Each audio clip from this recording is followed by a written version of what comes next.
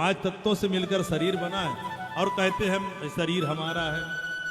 जब शरीर हमारा नहीं है तो हमसे जुड़े रिश्ते नाते हमारे कैसे हो सकते हैं। अस्थि स्तंभम स्नायुमद्धम मांस सोडित लेपितम चर्मामरद्धम दुर्गंधम पात्रम मूत्र पुरीसयो। ये तो एक गंदगी का केवल पात्र है भैया। तमस्त जैसे ईंट गारे दीवार में भरे पड़े रहते हैं, बढ़िया डेंटिंग पेंटिंग का मार दी, चमक मारने लगा, कहते भाई ये बड़ा सुंदर दीवार दिखाई देता है। ऐसे शरीर की गति है, अंदर तो पूरी गंदगी भरी हुई है भैया, लेकिन बढ़िया ऊपर से चमड़ी हो गई, कहते हैं बड़ा सुंदर है। बोली राधे राधे। इस प्रकार ज्ञान करने से भैया देहा शक्ति जो है छूट जाती है कि शरीर क्या है, पात्रम मूत्र पुरीसयो। जैसे हमने जाके भैया एक उदाहरण के द्वारा समझेंगे, रेल में जाके रिजर्वेशन कराया, जाके अपने डिब्बे में जाके बैठा जहां भी जाना है। अब जैसे जाके बैठा और कई यात्री मिल जाते हैं, यात्री से बातचीत करते राम राम करते जा रहे हैं। गए आगे गए तो सामने वाले का स्टेशन आ गया, अपना बोरिया बिस्तर बांधा चला गया, तब तक दूसरा आ गया, फिर जा रहे हैं, फिर उसका स्टेशन आया, वो गया, फिर दूसरा आया। ऐसे पुराने जाते जा रहे हैं और नए आते जा रहे हैं।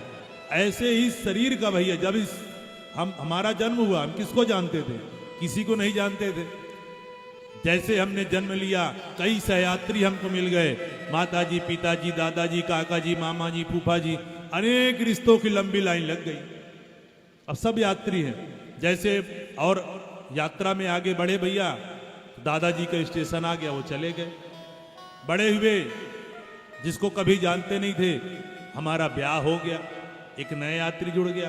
फिर आगे बढ़े, पिताजी की स्टेशन आ गया, फिर आगे बढ़े, हमारा पुत्र हो गया।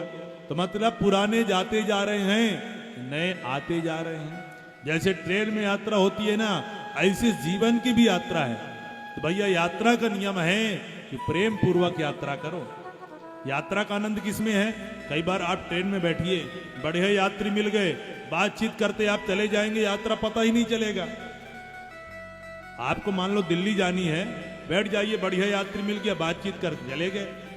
लेकिन कई बार आप ट्रेन में जाके बैठिए और ऐसा होता है कि कोई आके बैठा और उसके बगल से और कोई आके बैठा बगल की सीट में, और दोनों के आपस में धक्का मुक्की, लड़ाई झगड़े, मारपीट तक हो गया।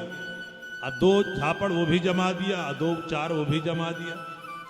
अब यात्रा तो भी करेंगे और साथ में जाएंगे जहां तक जाना है, लेकिन एक दूसरे की तरफ मुंह घुमा के बैठे रहेंगे। लेकिन यात्रा वो भी करेंगे, लेकिन उनको यात्रा का आनंद जो है नहीं आएगा। इसलिए हमको भी जीवन की यात्रा, हम प्रेम पूर्वक, प्रेम व्यवहार यदि एक दूसरे से यात्रा करेंगे, हमारी जिंदगी कैसे कट जाएगी पता ही नहीं चलेगा। यदि लड़ाई झगड़ा मारपीट में गुजारेंगे भैया, तो ये जीवन की यात्रा हमारे लिए क्या हो जाएगी, बड़ी कठिन हो जाएगी।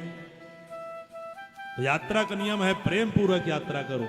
अब प्रेम पूर्वक यात्रा करो तो इतना ज्यादा प्रेम भी नहीं होना चाहिए कि आपको भैया यात्रा में स्टेशन जाके बैठे और इतना बढ़िया बातचीत करते जा रहे हैं, स्टेशन आ गया, अब आप हाथ जोड़ के बैठे हैं। क्या बताएं भैया, इतने सुंदर यात्री कभी हमको मिला नहीं, आपको छोड़ने का मन नहीं कर रहा है। अब स्टेशन खड़ी है, में गाड़ी खड़ी है और आप उतर नहीं रहे हैं, तब क्या होगा, काला कोट वाला टीटी आएगा, धक्का मारकर बाहर करेगा, चलो तुम्हारी टिकट यहीं तक की थी। तो भैया कोई धक्का मार के आपको उतारी अच्छी बात नहीं है। अच्छा यात्री वही है जो एक स्टेशन पहले बोरिया बिस्तर बांध के तैयार हो जाता है कि हमारा अगला स्टेशन में हमको उतरना है।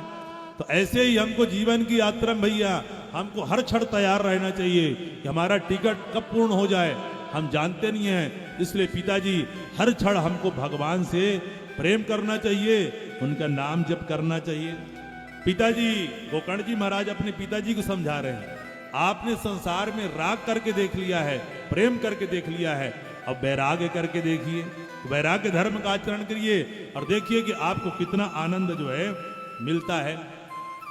धर्म लौकिक धर्म का आश्रय तो लिया है, लेकिन अब परम धर्म का आश्रय लिए और संतों का संग करिए। पिताजी आइए हम लोग भी 2 मिनट के लिए संतों के संग में चलते हैं।